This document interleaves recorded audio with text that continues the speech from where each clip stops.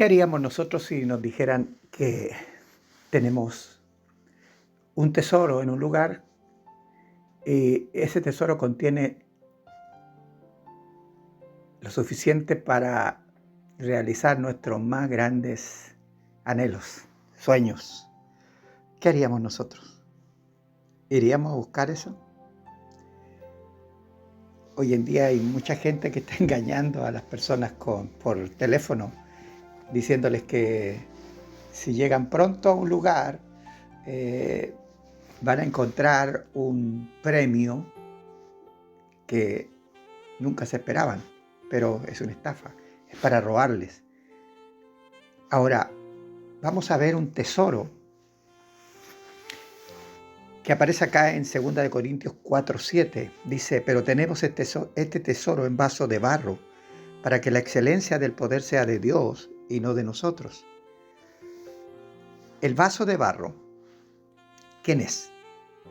Es el hombre natural, y lo podemos comprobar en Génesis 2:7, donde dice, entonces Jehová Dios formó al hombre del polvo de la tierra y sopló en su nariz aliento de vida, y fue el hombre un ser viviente. En Génesis 3:19 dice, con el sudor de tu rostro comerás el pan hasta que vuelvas a la tierra, porque de ahí saliste, fuiste tomado, pues polvo eres y al polvo volverás. Por lo tanto, este hombre natural es terrenal. El hombre natural es de la tierra, obvio, ¿no es cierto? En 1 Corintios 15 nos dice en uno de los versículos, así también está escrito, fue hecho el hombre Adán, alma viviente, el postrer Adán, espíritu vivificante. Para muchos que no saben, el postrer Adán es Cristo. El primer hombre es de la tierra, terrenal. El segundo hombre, que es el Señor, es del cielo. Cual el terrenal, tales también los terrenales. Y cual el celestial, tales también los celestiales. Ahora, el hombre temporal solo discierne lo terrenal y lo que tiene a la mano. Siendo un alma viviente, terrenal y temporal, solo puede atender a las necesidades de su alma, que son los pensamientos, las emociones, las decisiones propias. Si busca a Dios, lo hace para satisfacer aquellas necesidades terrenales y temporales. Vive en un estado de permanente necesidad. Cuando el hombre se separó de Dios, perdió su tesoro.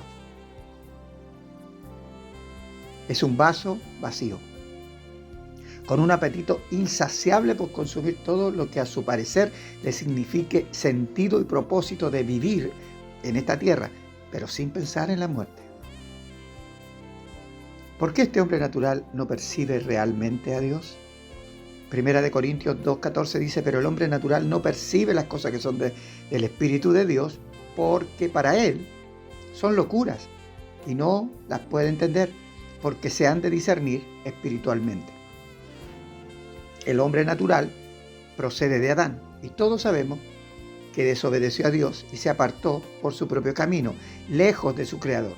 Dios, como un buen alfarero, no se da por vencido cuando su creación se echa a perder, o se echó a perder. Veamos, en Jeremías 18:4 dice, y la vasija de barro que él hacía se echó a perder en su mano, y volvió y la hizo otra vasija, según le pareció mejor hacerla. ¿Qué hizo Dios? Hizo otra. Ahora, si Adán fue la primera vasija, ¿cuál es la segunda? ¿Qué decíamos delante? De que Jesucristo es el postrer Adán. En Filipenses 2:6 al 8 dice, el cual, siendo en forma de Dios, Jesucristo, no estimó el ser igual a Dios como cosa que aferrarse, sino que se despojó a sí mismo, tomando forma de siervo, hecho semejante a los hombres, y estando en la condición de hombre, se humilló a sí mismo, haciéndose obediente hasta la muerte, y muerte de cruz. Jesús es el nuevo vaso, semejante a los hombres, se humilló siendo Dios, haciéndose obediente hasta la muerte. Vino a salvar a los que se habían perdido con Adán.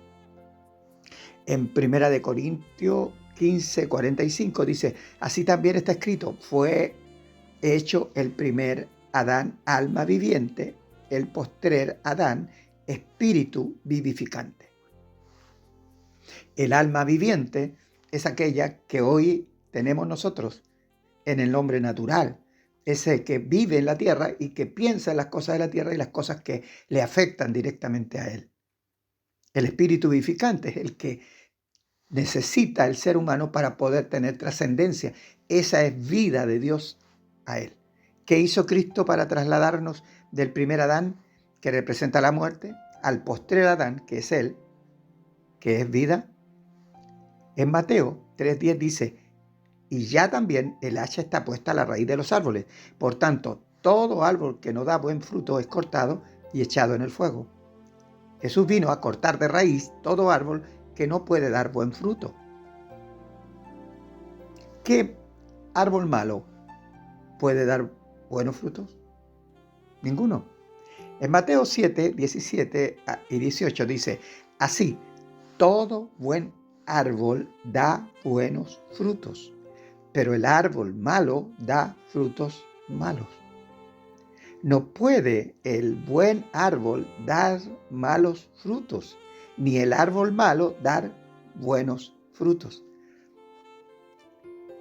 Ahora, la palabra aquí es no puede. No puede el árbol bueno dar malos frutos. Pero tampoco puede el árbol malo dar buenos frutos. Pensemos esto. Nosotros por naturaleza somos árbol bueno o árbol malo. Somos parte del barro que se echó a perder, ¿cierto? Por lo tanto somos árbol malo. Pero aún así tenemos un tesoro, según nos dice la palabra. Si Cristo corta de raíz nuestra vieja naturaleza, ¿qué hace entonces con el vaso de barro que somos nosotros ante el Padre? Cristo tomó nuestro lugar en la cruz. ¿Ya? ¿Y qué hace? Entonces nos damos cuenta aquí en Romanos 6, versículos 5 y 6 dice: porque si fuimos plantados juntamente con Él en la semejanza de su muerte, ahí en la cruz, así también lo seremos en la de su resurrección, vida. Sabiendo esto, que nuestro viejo hombre fue crucificado juntamente con Él, para que el cuerpo del pecado sea destruido, a fin de que no sirvamos más al pecado. A ver, veamos. Nos planta con Él en su muerte, en la cruz. ¿Para qué? Para destruir en su cuerpo el cuerpo de pecado que habita en nosotros. ¿Para qué? Para que estemos conscientes que en esa cruz es donde morimos juntamente con Él. Ahora, ¿qué significa eso? En Mateo 16, 24. Entonces Jesús dijo a sus discípulos: si alguno quiere venir en pos de mí, niéguese a sí mismo y tome su cruz y sígame. Pero la pregunta es, ¿quién quiere hacer eso? Nadie, pues. Porque desde el hombre natural eso es una locura. Nadie quiere realmente negarse a sus propios deseos. Entonces, ¿cómo? Mateo 13:44 nos da la respuesta y dice: además, el reino de los cielos es semejante a un tesoro escondido en un campo, el cual un hombre halla y lo esconde de nuevo, y gozoso por ello va y vende todo lo que tiene y compra aquel campo. Solo que estés viendo el tesoro, el valor del tesoro, el valor del tesoro que tú llevas o que llevamos, dejaremos de apreciar todo lo que tenemos. Jesús fue a la cruz por el gozo puesto delante de Él. Por el gozo puesto delante de Él, Él vio el tremendo tesoro que había en la negación de su propia vida. Vio lo que su entrega ocasionaría en sus seguidores. Nos vio libre de toda condenación, porque Él mismo llevaría sobre sus hombros la demanda de justicia que el Dios justo espera cumplir sobre el pecador no arrepentido. Cristo se negó a sí mismo cuando dijo: no se haga mi voluntad, sino la tuya, Padre. Solo aquellos que han nacido del Espíritu de Dios pueden ver su reino. Y los que están en su reino hacen suya la oración del Padre nuestro: hágase tu voluntad, así en la tierra como en el cielo. La voluntad de Dios en el cielo es la misma voluntad que debemos aprender a amar nosotros acá en la tierra. Las riquezas de su reino están en el tesoro, que es su Hijo amado. El Padre no nos dio algo, Él nos dio a alguien. No es cuando conocí a Cristo, Él me dio salvación, Él me dio vida eterna, Él me dio amor, Él me dio... No, el Padre te dio a Cristo. Y cuando tienes a Cristo, tienes todo lo que estás mencionando. En Cristo está su reino, y quienes buscan su reino y su justicia siempre se sorprenderán con las añadiduras que vienen con Él. En Mateo 6, 31 y 34 al 34 dice: no os afanéis, pues diciendo, ¿qué comeremos, o qué beberemos, o qué vestiremos? Porque los gentiles, o sea, los que no conocen a Dios, buscan todas estas cosas, pero vuestro Padre Celestial sabe que tenéis necesidades de todas estas cosas. Mas buscad primeramente el reino de Dios y su justicia, y todas estas cosas serán añadidas. Así que no os afanéis por el día de mañana, porque el día de mañana traerá su afán. Basta cada día su propio mal. ¿Qué comeremos? ¿Qué vestiremos? ¿Qué beberemos? ¿Cómo pago el arriendo? ¿Cómo hago esto? ¿Cómo hago lo otro? ¿De qué manera? Entonces, ¿qué está diciéndonos? Busca primeramente su reino, busca el tesoro. Tú tienes un tesoro. Ahora, los discípulos dieron sus vidas por Cristo. ¿Y dónde están ahora? Los apóstoles, me refiero. En su reino. ¿Puedes imaginar lo que es el reino de Dios? Ahora, cuando tú te entregas a ese reino, Dios comienza a orar con las añadiduras.